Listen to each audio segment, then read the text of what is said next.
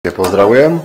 V tomto krátkom videu by som vám chcel predstaviť túto plechovú dozu, ktorá je vyrobená v objeme 750 ml a jej rozmer je 18 x 8 cm. Táto doza je valcovitého tvaru, kedy je určená na sypke materiály, na sypky objem, či už do nej nasypeme kávu, sypané čaje alebo iné ingrediencie.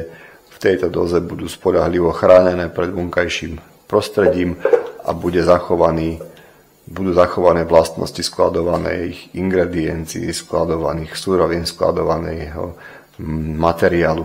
Ponúkame ju vo viacerých farebných variantách, kedy si môžete vybrať presne tú farebnú variantu, ku ktorej najviac inklinujete, ktorá sa vám najviac páči. Doza je, ako som spomínal, vyrobená zo zdravotne nezávadného plechu.